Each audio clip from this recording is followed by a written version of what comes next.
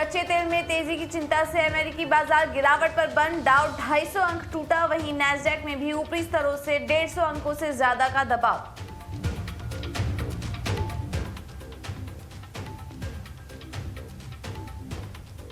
तीन साल की ऊंचाई पर पहुंचने के बाद कच्चे तेल में थोड़ी नरमी। ब्रेंट क्रूड का भाव $83 के करीब। डिमांड बढ़ने से कीमतों में उछाल।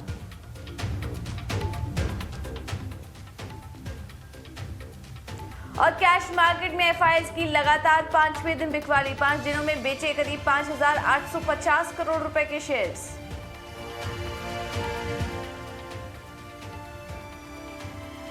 और देश में कोयला संकट को लेकर पीएमओ भी अब एक्शन में। पावर प्लांट में कोयला की सप्लाई की आज करेगी समीक्षा। कई राज्यों ने कम स्टॉक को लेकर जताई चिंता।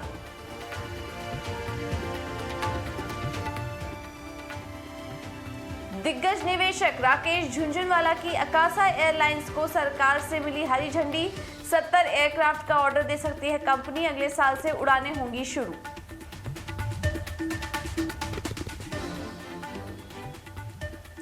और जी के बड़े निवेशक इन्वेस्को ने फिर से प्रमोटर्स पर उठाए सवाल। शेयरधारकों को चिट्ठी लिखकर कहा, निवेशकों के हित में नहीं है सोनी के साथ मर्जर।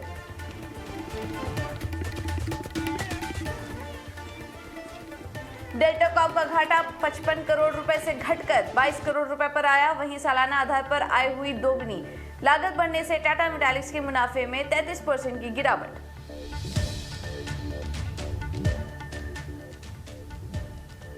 और अगस्त के आईआईपी और सितंबर की रिटेल महंगाई दर पर आ जाएगी नजर। बाजार बंद होने के बाद आएंगे आंकड़े।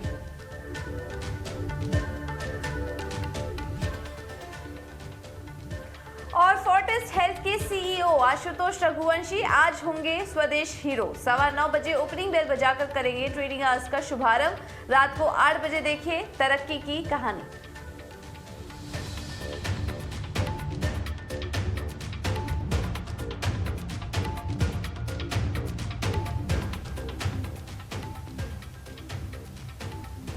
नमस्कार, स्वागत है आपका गुड मॉर्निंग स्वदेश में। मैं हूं आपके साथ पूजा त्रिपाठी और अगले आधे घंटे हम समझेंगे कि ग्लोबल मार्केट से किस तरह का क्यूज मिल रहे हैं, खबरों के दम पर आज कहां एक्शन है और इसी के साथ ही इन सबको समझते हुए आज के लिए रणनीति क्या होनी चाहिए बाजार पर, ये भी हम आगे बात करेंगे। कल की क्लोजिंग तो काफ़ी शानदार रही है। रिकॉर्ड क्लोजिंग कल देखी गई है सेंसेक्स निफ्टी में और फ्रंट लाइन इंडेक्स भी और उसी के साथ साथ ब्रॉडर इंडेक्स ने भी काफ़ी अच्छा प्रदर्शन देखने को मिला।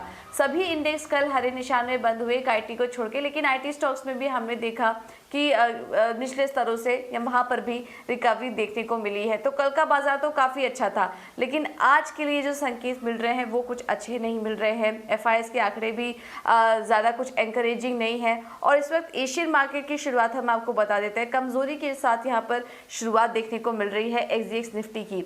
एक्सजीएक्स निफ्टी देखिए इस वक्त करीब 0.5% कमज़ोर खुलने की 0.5% के नीचे इस वक्त शुरुआत दिखा रहा है। हैंगसेंग में 210 अंकों की कमजोरी है। निकाई देखिए यहाँ पर काफ़ी ज़्यादा कमजोरी है और 255 अंकों की कमजोरी इस वक्त निकाई के इंडेक्स में भी देखने को मिल रही है। शंघाई के बाजार भी कमज़ोर है।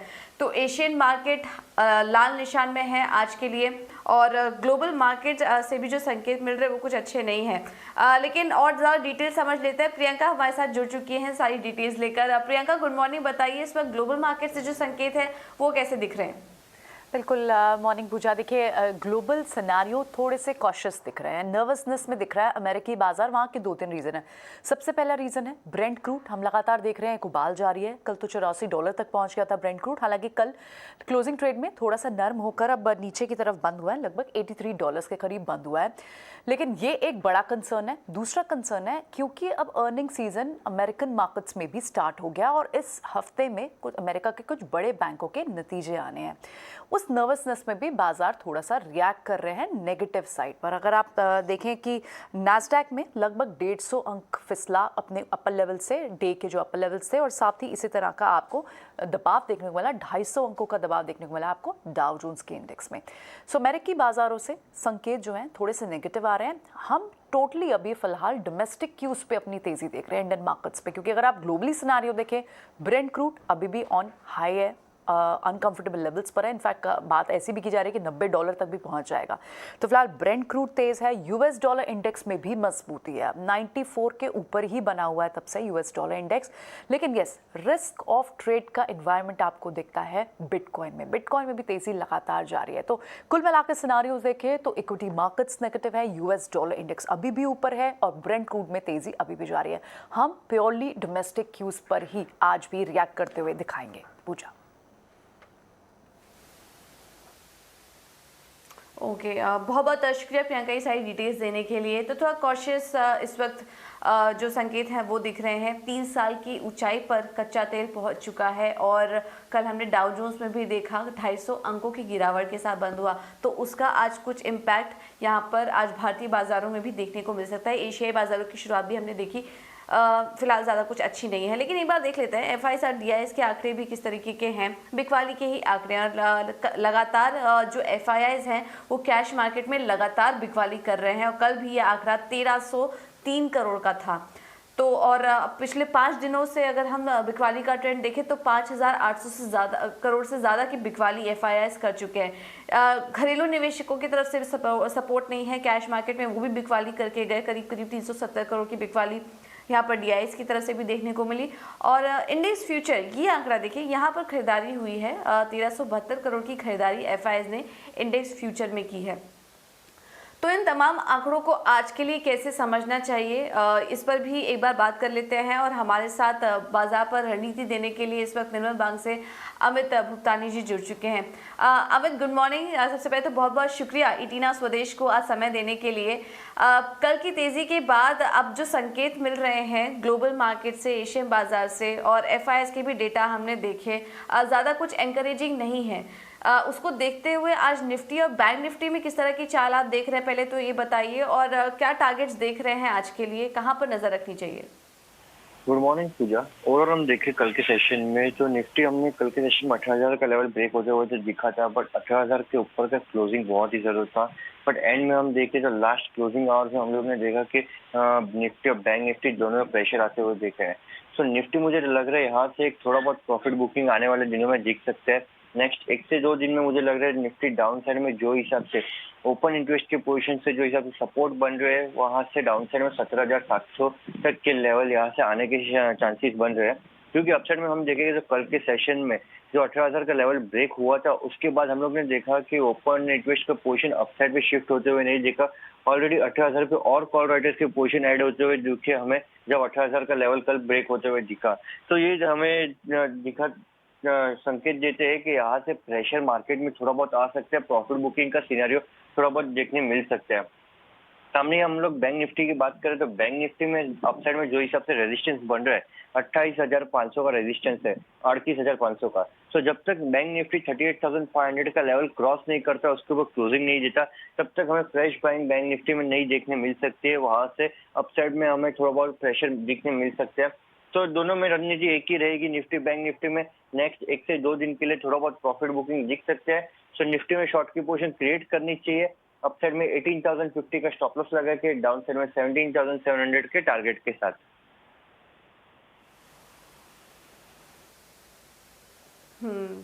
तो 17,700 के टारगेट्स यहाँ पर निफ्टी में देखने को मिल सकते हैं। स्टॉप लॉस भी आपको सुझा दिया गया है, तो इस पर नज़र रखिए।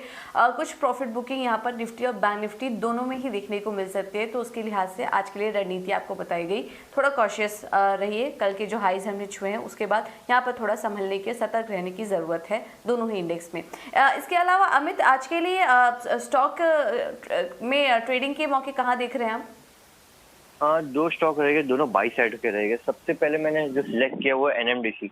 मेटल काउंटर्स में हम लोग ने देखा है कि लास्ट 2 से 3 हफ्ते थोड़ा बहुत प्रॉफिट बुकिंग आते हुए दिखे है, बट एनएमडीसी में हम देखे तो एक अच्छा खासा बेस फॉर्मेशन हुआ था 140 के रेंज में, वहां से अच्छा खासा बाइंग आते हुए दिखे है। लास्ट 3 दिन के सत्र में हम लोग बाइंग का मोमेंटम भी देखे, जो बाइंग वॉल्यूम भी अच्छा खासा बढ़ते हुए दिखे और कल के सेशन में एक अच्छा खासा ब्रेकआउट भी आते हुए दिखे। स्टॉक में सपोर्टिव एवरेज बेस से एक अच्छा खासा मोमेंटम आते हुए दिख रहा है। तो मुझे लग रहा है एनएमडीसी में एक अच्छी खासी तेजी देखने मिल सकती है।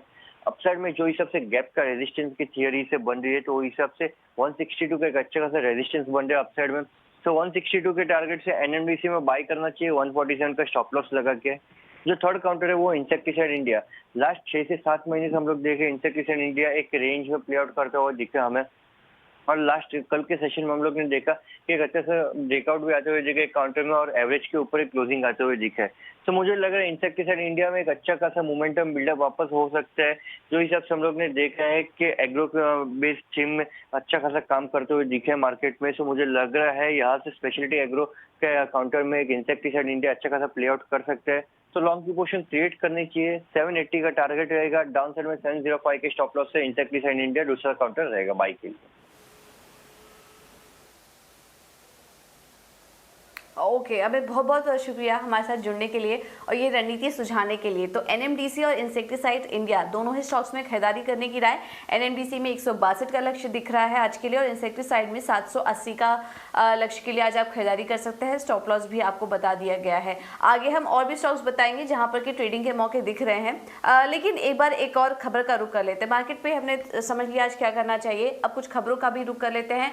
और अब एक बड़ी खबर निकल कर आ रही है एविएशन सेक्टर के लिए। एक और एयरलाइन कंपनी की एंट्री होने जा रही है स्पेस में। बिग बुल राकेश झुनझुनवाला की एयरलाइन कंपनी अकासा एयर के लिए विमानन मंत्रालय से की तरफ से उनको एनओसी मिल चुकी है। और क्या अपडेट है अकासा एयर को लेकर और राकेश झुनझुनवाला की आगे के लिए तैयारी क्या होगी, ये भी सब समझ लेते हैं। और हमारे साथ उत्कर्ष चतुर्वेदी जुड़ चुके हैं पूरी डिटेल्स के साथ। उत्कर्ष गुड मॉर्निंग, बताइए एक नई एंट्री होने जा रही है एविएशन स्पेस में, क्या कुछ डिटेल्स हैं आपके पास, और राकेश झुनझुनवाला की तैयारी किस तरीके से है? देखिए, राकेश झुनझुनवाला की अकासा एयर के लिए बड़ी खबर है। बड़ी खबर क्यों है? क्योंकि एनओसी की वजह से कई सारी जो प्लानिंग थी वो रुकी हुई थी। हमने पहले भी अपने दर्शकों को बताया था कि बोइंग 737 मैक्स को लेकर बातचीत फाइनल स्टेज में है।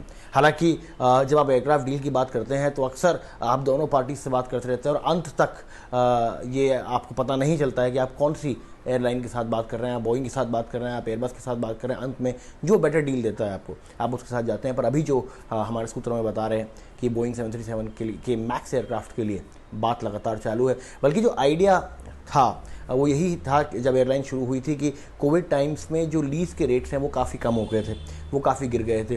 तो उस समय में एक बड़ा कॉन्ट्रैक्ट साइन करना, जिससे कि जो इनिशियल आपकी कॉस्ट होती है, जो लीज एयरक्राफ्ट की सेल एंड लीज बैक की कॉस्ट होती है, वो अगर आपकी कम हो जाती है तो आपकी काफ़ी दिक्कतें आगे आने वाले समय में आपकी कॉस्टिंग काफ़ी सुधर जाती है। और देखिए, कहीं ना कहीं जो आइडिया है यहाँ पे वो इंडिगो की सक्सेस को रेप्लिकेट करने का है एक नए दौर में। तो इंडिगो ने भी हमारे साथ आप देखें यही किया था एक समय पे कि बहुत ही अच्छे कॉन्ट्रैक्ट साइन किए थे, और यहाँ पे यही जो है मेन ट्रिगर रहेगा अकासा के लिए। अब समर तक का समय है, यहाँ से आप एक आध महीने में देख लेंगे कि डील साइन हो जाएगी एयरक्राफ्ट की। हमें सुनने में आ रहा है कम से कम 70 से 80 एयरक्राफ्ट की डील साइन होगी, लेकिन पहले फेज़ में कम एयरक्राफ्ट आएंगे। आइडिया वही रहेगा एक लो कॉस्ट बल्कि अल्ट्रा लो कॉस्ट कैरियर चलाने का, और धीमे धीमे करके उसको ग्रोथ देने का। तो उसमें एक शॉट इन द आर्म है, अगर आप कहें ये एनओसी है। अब अगली process obviously airport operating permit है, लेकिन उससे पहले आपको सारी डिटेल्स करनी पड़ेंगी। तो आपको पूरी टीम बना के सारी हायरिंग करने के बाद फिर आप एयरपोर्ट ऑपरेटिंग परमिट के लिए अप्लाई करेंगे, और उसमें साथ में आप एयरक्राफ्ट की डील और डिटेल भी डालेंगे। ओके उत्कर्ष, बहुत बहुत शुक्रिया आपका ये डिटेल्स देने के लिए। तो एक लो कॉस्ट एयरलाइन से शुरुआत करेगी कंपनी और एंट्री लेने की तैयारी में है, और माना जा रहा है कि शुरुआत 2022 में ही कंपनी के ऑपरेशंस शुरू होने की संभावना बताई जा रही है। सूत्रों के हवाले से हमें डिटेल्स मिली है, तो इस पर हमारी नज़र बनी रहेगी इस खबर पर। अब आगे बढ़ते हैं और कुछ और भी खबर का रुख कर लेते हैं, और ये बताने के लिए अब शरद मेरे साथ जुड़ चुके हैं। शरद गुड मॉर्निंग। सबसे पहले ये बताइए, कल मार्केट बंद होने के बाद भी काफ़ी सारे नंबर्स आया, अर्निंग सीजन की शुरुआत हो चुकी है और छोटे मंझौले भी कंपनियों ने अपने नंबर्स घोषित किए हैं कल। तो कैसे नंबर्स निकल कर आए, पहले तो वो बताइए। मोरलेस मिक्स सेट ऑफ नंबर्स आए थे, और याद रखिएगा एक लो बेस है जो क्वार्टर में हम लोग देख रहे हैं दूसरे तिमाही में। तो जो सबसे पहले फोकस में रहेगा डेल्टा कॉर्प। तो हालांकि जो है मेजॉरिटी ऑफ द जो सेकंड क्वार्टर है उसमें जो है ऑपरेशंस बंद थे, जहां से गोवा से जहां पे ऑपरेशंस ऑलमोस्ट 70 to 80% आता है, लेकिन आखिरी 10 दिन में बिजनेस हुआ था। लेकिन उसके अलावा जो है रेवेन्यू में एक अच्छी ग्रोथ देखने मिली, क्योंकि एक लो बेस थी, और जो लॉसेज हैं वो जो आधे हो चुके हैं, मतलब 55 करोड़ से 22 करोड़ तक। तो ये एक इंपॉर्टेंट पॉइंटर रहेगा कंपनी के लिए। टाटा मेटालिक्स की भी बात करें तो ओवरऑल टॉप लाइन ग्रोथ जो था लो बेस पे 24% का ग्रोथ आया, लेकिन मार्जिन्स में ऑलमोस्ट 600 बेसिस बेसिस पॉइंट की कटौती देखने मिली, ऑलमोस्ट 15.5% आया। और यार जो रॉ मटेरियल प्राइसेस हैं जो टाटा मेटालिक्स की, उनमें एक बहुत तेज़ी देखने मिली, तो उसके कारण एक मार्जिन्स में इम्पैक्ट हुआ। डायग्नोस्टिक स्पेस में जो है दबाव अभी लगा रहेगा, और कृष्णा डायग्नोस्टिक्स भी इसी कैटेगरी में पड़ता है। रेवेन्यू में ऑलमोस्ट 55% का जो है डाउनटिक देखने मिला है, और ओवरऑल हर जगह जो है इम्पैक्ट देखने मिला है। प्रॉफिट में देख लीजिए, एबिटा में देख लीजिए। इसका एक ही कारण है कि जो कोविड की जो डिपेंडेंसी है, जो टेस्टिंग है, वो अब कम हो चुकी है। और उसके अलावा उज्जीवन स्मॉल फाइनेंशियल बैंक भी अपने Q2 ऑपरेशनल अपडेट लेके आए थे, और एक स्ट्रॉन्ग अपडेट माना जाएगा। उनके डिसबर्समेंट में 114% का ग्रोथ देखने मिला, डिपॉजिट में भी एक तेज़ी आई, कासा रेशियो में भी एक इम्प्रूवमेंट हुआ।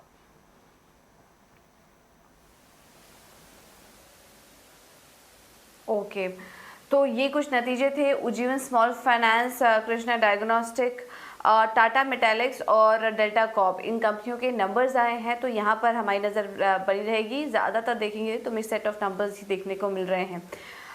लेकिन शायद इसके अलावा बताइए, आज खबरों के दम पर कहाँ पर एक्शन देखने को मिल सकता है?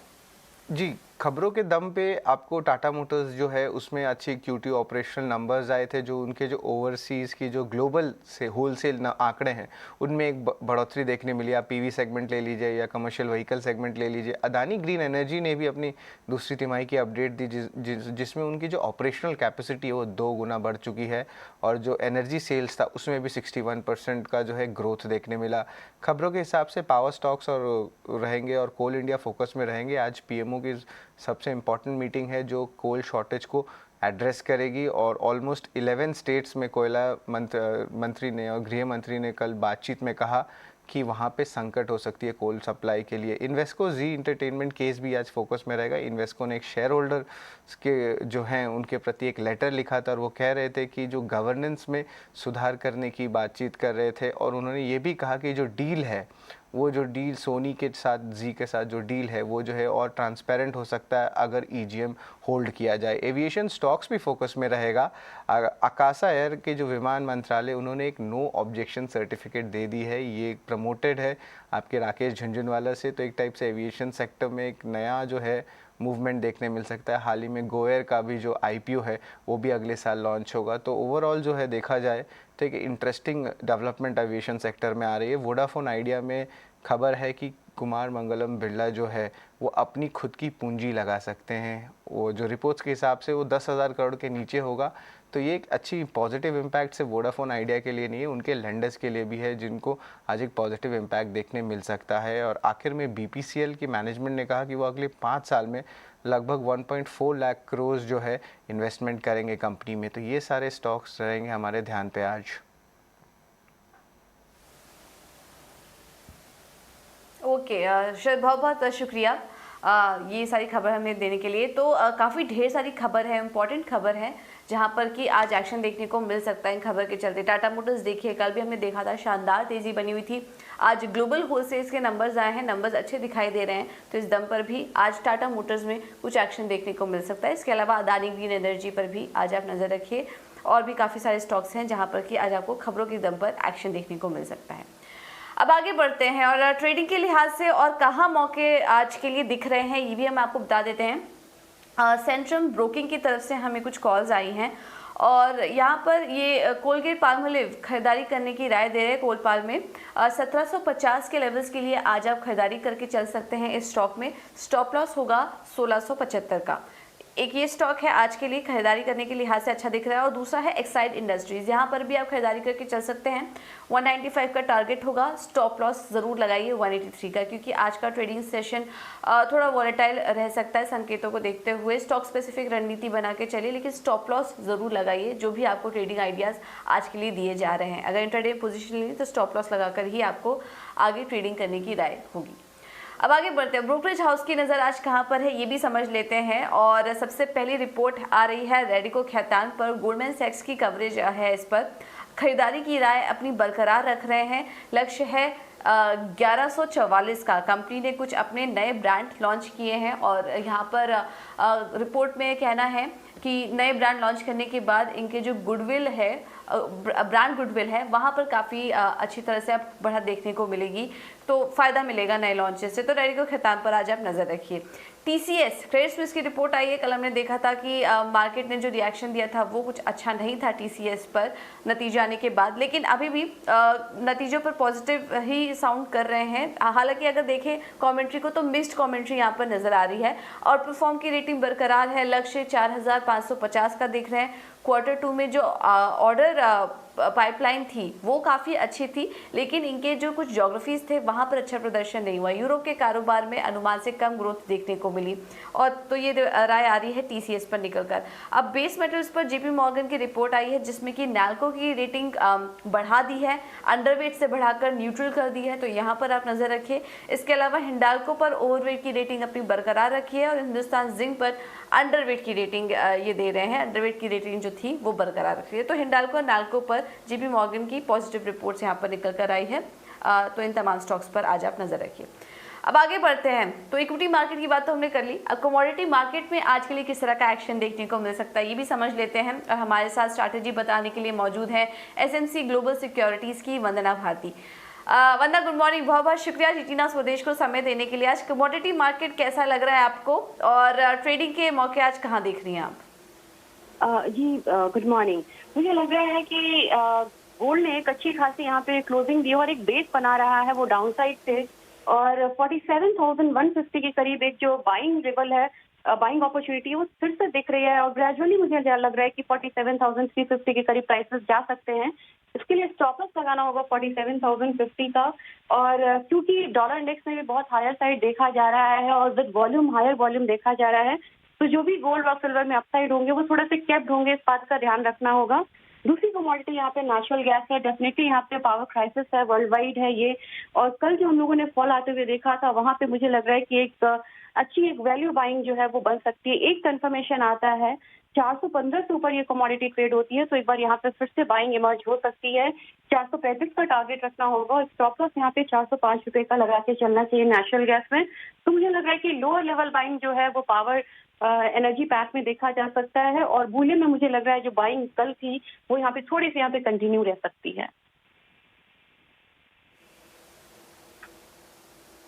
ओके वंदना, बहुत बहुत शुक्रिया आपका हमारे साथ जुड़ने के लिए और ये रणनीति सुझाने के लिए। तो कमोडिटी मार्केट में आज के लिए रणनीति आपको बता दी गई है।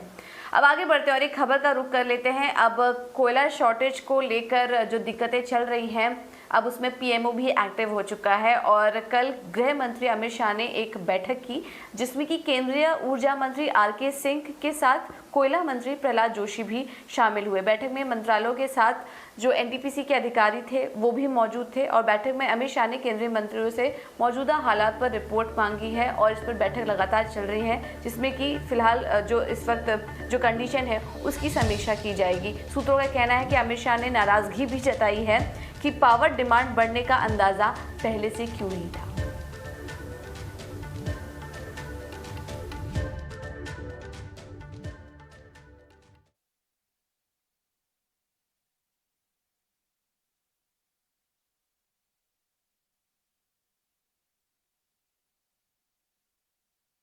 ये सिर्फ पॉलिटिक्स करते हैं जी, उनको जानकारी है नहीं और कम जानकारी के आधार पर कुछ ना कुछ बयान दे करके पैनिक क्रिएट करते हैं। हमारा मंत्रालय ये सिर्फ पॉलिटिक्स करते हैं जी, उनको जानकारी है नहीं और कम जानकारी के आधार पर कुछ ना कुछ बयान दे करके पैनिक क्रिएट करते हैं। हमारा मंत्रालय इसको प्रतिदिन मॉनिटर करता है। यह पैनिक इसलिए क्रिएट कर रहे हैं क्योंकि गेल ने दिल्ली के कुछ डिस्कॉम्स को नोटिस दिया कि उसका कॉन्ट्रैक्ट समाप्त हो रहा है तो वो 10 या 11 से गैस का सप्लाई बंद करेंगे एक प्लांट को। वो तो हमने CMD गेल को बुलाया जो हमने डांटा, हमने कहा कि कॉन्ट्रैक्ट ख़त्म हो रहा है तो फिर डिस्कॉम लोग रिन्यू करेंगे। हमने उनको कहा रिन्यू करें लेकिन वो गैस का सप्लाई कंटिन्यू करेंगे। लेकिन ये एक प्लांट की बात है ना, हमारे पास 1000 मेगावाट का भी स्टैंड बाय है। अगर ज़रूरत है तो उसे ले लें, जिसको जितने बिजली की ज़रूरत है उतनी बिजली मिलेगी। हम मॉनिटर कर रहे हैं ना। ये हमारे पास 4.5 दिन का कोल्ड स्टॉक है, ये स्टॉक है, रिजर्व है। जितना बिजली हम खपत करते हैं उतना हमको प्रतिदिन आता है कोयला खदान से।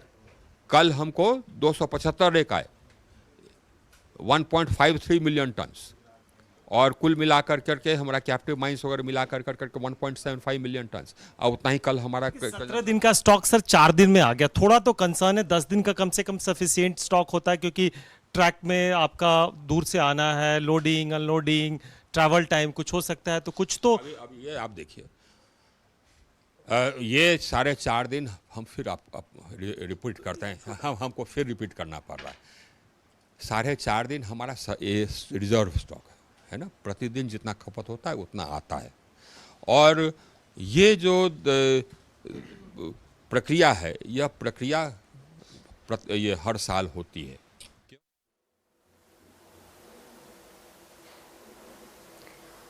तो ये कोयले की कमी को लेकर एक काफ़ी अहम बैठक हुई और सप्लाई को लेकर भी आगे समीक्षा होती रहेगी और इस पूरे मामले पर हमारी भी नज़र बनी रहेगी। चलिए फिलहाल गुड मॉर्निंग स्वदेश में मुझे दीजिए इजाज़त। अगला शो होगा खरा सौदा। आप बने रहिए हमारे साथ। नमस्कार।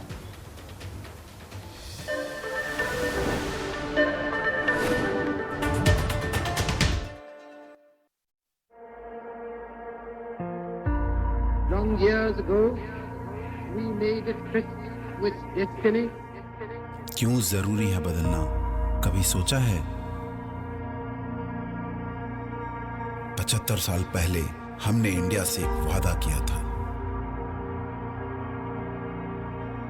बदलाव की ऐसी नहर निकालेंगे कि जमीन